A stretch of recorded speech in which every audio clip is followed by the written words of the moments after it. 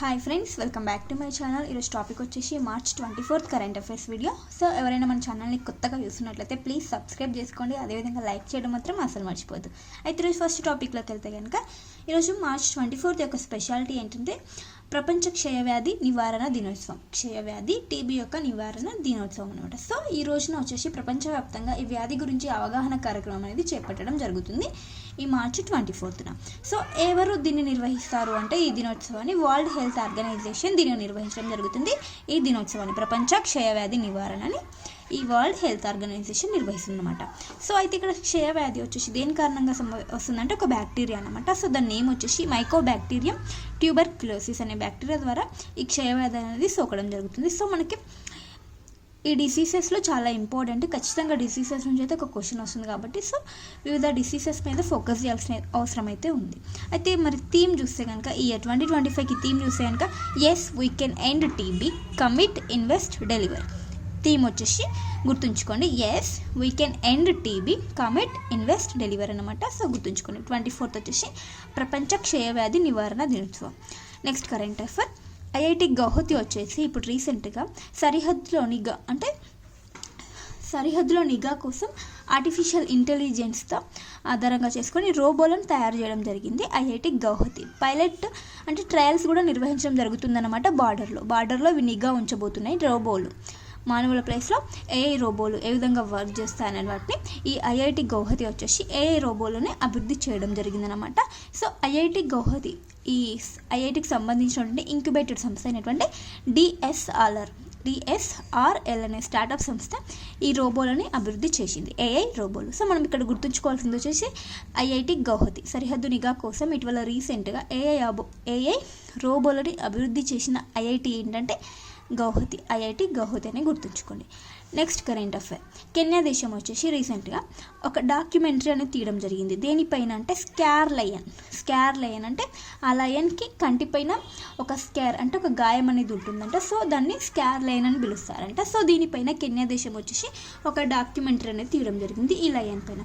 So ఇక్కడ ఏంటంటే ఈ లయన్ ఎక్కడ ఉంది అంటే మసాయి మారా నేషనల్ రిజర్వ్ ఫారెస్ట్ కెన్యాలో ఉందన్నమాట. మసాయి మారా నేషనల్ రిజర్వ్ ఫారెస్ట్ నేమ్ గుర్తుంచుకోండి అండ్ ఎక్కడ ఉందని గుర్తుంచుకోండి. అయితే దీనిపైన డాక్యుమెంటరీ అనేది తీయడం జరిగింది. ఇది వచ్చేసి 14 ఇయర్స్లో 14 సంవత్సరాల్లో 130 మగసింహాలు అండ్ 400 హైనాలను ఇది అంతమొచ్చిందంట, అంటే చంపడం జరిగిందంట ఈ స్కార్ లయన్. సో దీనిపైన డాక్యుమెంటరీ అనేది తీయడం జరిగింది కెన్యా దేశం. నెక్స్ట్ కరెంట్ అఫైర్, తెలంగాణకు సంబంధించిందనమాట. తెలంగాణకు సంబంధించి ఏంటంటే సెర్ప్లో మెప్మాని విలీనం చేస్తూ తెలంగాణ గవర్నమెంట్ చెప్పడం జరిగిందనమాట. సెర్ప్ అనే దాంట్లో మెప్మాని విలీనం చేసింది. సో ఇక్కడ చూస్తే కనుక ఈ సెర్ప్ అండ్ మెప్మా అంటే ఏంటంటే పట్టణ ప్రాంతాలు ఏవైతే ఉంటాయో వాటిలో పేదరికాన్ని నిర్మూలించే సంస్థ వచ్చేసి మెప్మా అండ్ గ్రామీణ ప్రాంతాలలో ఉన్నటువంటి పేదరికాన్ని నిర్మూలించే సంస్థ వచ్చేసి సెర్ప్ అన్నమాట.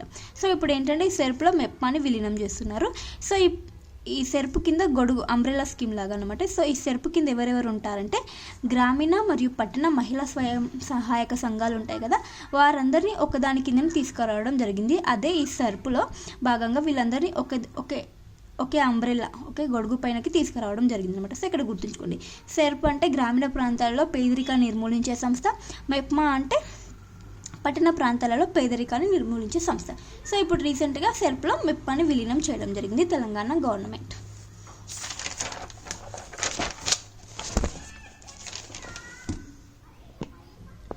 Next current affair, world's first 3D printed train station.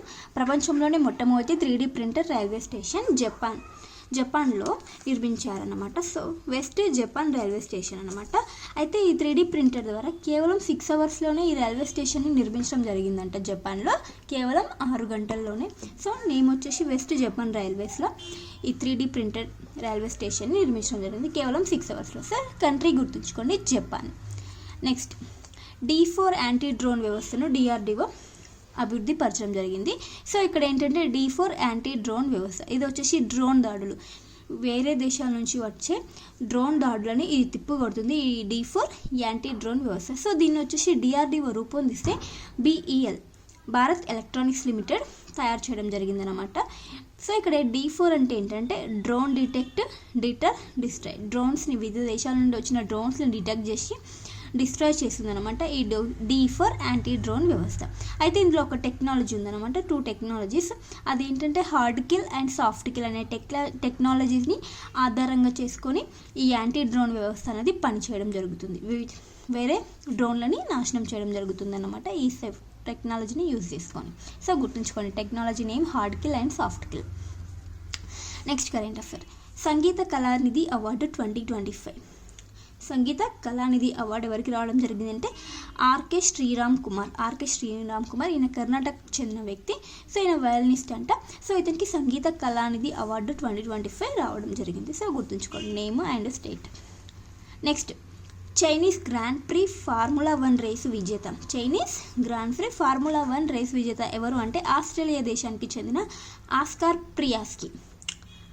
ప్రియాస్కి ఈ ఫార్ములా 1 రేస్ యొక్క విజేత. Chinese grand pre formula 1 race విజేత అనమాట. సో గుర్తుంచుకోండి, ఆస్ట్రేలియా దేశానికి చెందిన వ్యక్తితను.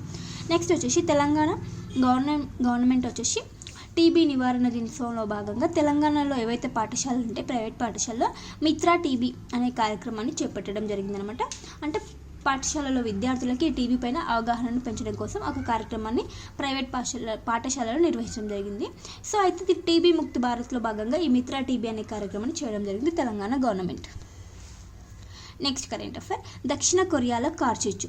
సో దక్షిణ కొరియాలో కార్చిచ్చు కారణంగా అత్యవసర పరిస్థితిని విధించడం జరిగిందంట. సో ఎక్కడ అంటే ఉల్సాన్ అండ్ ఉత్తర దక్షిణ గ్యోంగ్సాంగ్ ప్రావిన్స్లో ఈ అత్యవసర పరిస్థితిని విధించడం జరిగింది. సో దీని దక్షిణ కొరియా యొక్క క్యాపిటల్ వచ్చేసి సిఎల్. గుర్తుంచుకోండి, అత్యవసర పరిస్థితి, కార్చిచ్చు కారణంగా అత్యవసర పరిస్థితిని విధించడం జరిగింది. నెక్స్ట్ ఇంకొకటి, పెరు దేశంలో కూడా అత్యవసర పరిస్థితిని విధించడం జరిగిందనమాట.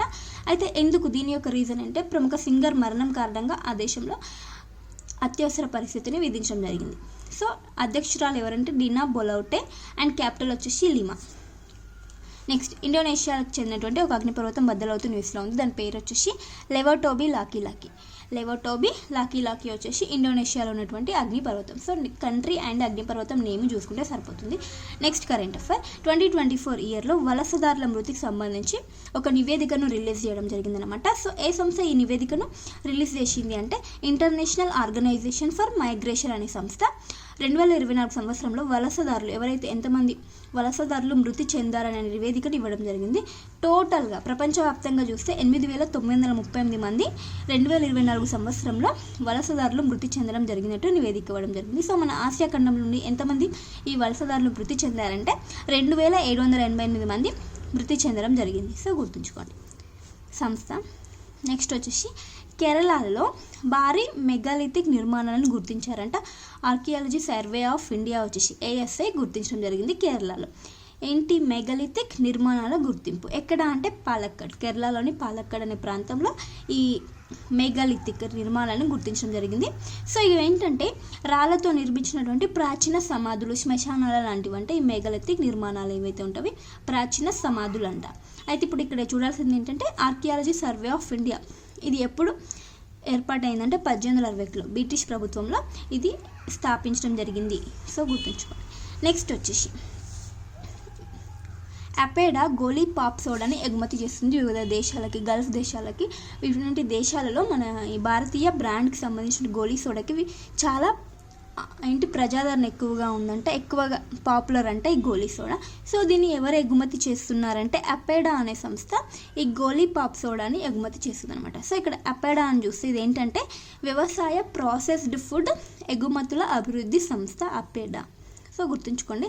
అయితే ఈ అపెడా వచ్చేసి fair exports India and Lulu hyper market ఉంది కదా, సో వాటితో ఒప్పందం కుదుర్చుకుందంటే వివిధ దేశాలకి ఈ భారతీయ బ్రాండ్ అయినటువంటి గోలీ పాప్ సోడాని ఎగుమతి చేస్తుందంట. గల్ఫ్ దేశాలకి, వివిధ దేశాలకి ఈ గోలీ పాప్ సోడా అనేది చాలా పాపులర్ అంట వివిధ దేశాల్లో. Next current affair. సామర్థ్య 2025. సో ఇదొకటి సామర్థ్య 2025 ఎక్కడ జరిగిందంటే మార్చ్ 22 నుంచి 23 మధ్యలో హర్యానా స్టేట్లో ఈ సామర్థ్య 2025 అనేది సదస్సు అనేది జరిగిందనమాట. ఒక కాంపిటీషన్ లాంటిది ఇది. సో ఇక్కడ ఏంటంటే Indian institute of corporate affairs దీన్ని నిర్వహించడం జరిగింది. దీనిని సామర్థ్య 2025. ఇది ఒక కాంపిటీషన్ దేనిపైన అంటే కార్పొరేట్ రెస్క్యూ స్ట్రాటజీస్కి సంబంధించిన కాంపిటీషన్ అంట.